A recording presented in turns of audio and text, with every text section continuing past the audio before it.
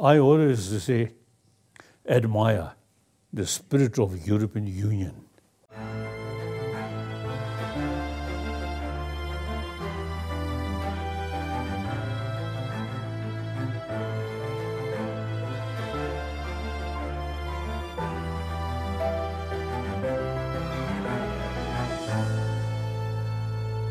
Unity doesn't exclude diversity, and with mutual respect, diversity is enriching.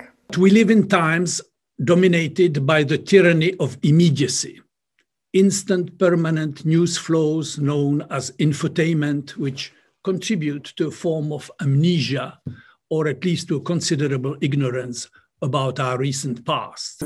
Nauczyliśmy się metod walki. Wcześniej tego nie można było zbudować. Musieliśmy dochodzić po każdym jakimś momencie skomplikowania, musieliśmy dochodzić do następnej formy walki.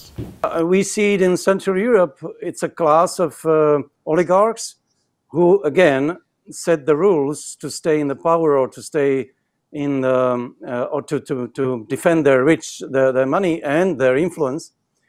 So yeah, you actually, these people behave in a very similar way as the communist class and the privileged did in the past. But what you see, and I think this is the big global story of the past years, is that public protests and especially those protests which are demanding transparency and an end to corruption and authoritarian practices. I mean, we're seeing it all over the world, from Hong Kong to Belarus, and I think if anything, this kind of gives me some hope that despite democracy being in retreat in most places in the world, most continents, that kind of civic engagement and civic activism is still very much alive. This prosperity and freedom that Europe has brought to many of us is not the experience of everybody, and of course, that's a problem.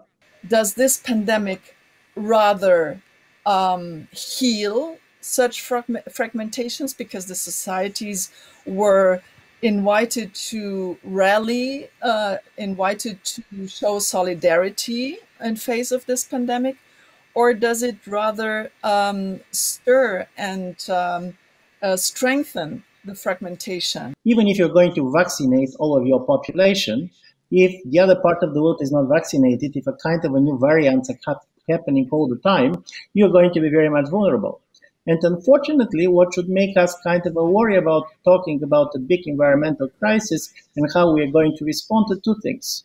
As a result of this crisis, not simply, we didn't see as much cooperation as you can expect, but secondly, a kind of a major geopolitical confrontation and polarization have been strengthened.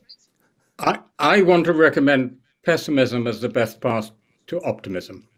Bracing intellectual pessimism, understanding how fragile the European achievement is, how many divides there are, multiple divides, will actually give us grounds for optimism. And by the way, our exemplar for that must be Václav Havel, who in some very dark times saw the possibility of much better Europe. Let me thank you all for staying with and participating in the Václav Havel European Dialogues 2021, and use this opportunity to invite you all to our autumn edition, this time from Brussels.